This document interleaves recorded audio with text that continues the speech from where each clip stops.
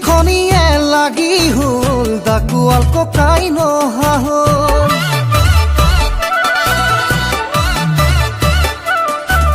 চিঠিৰ ভাজৰ মৰমবোৰ সাধু কথা যেন লগা হ'ল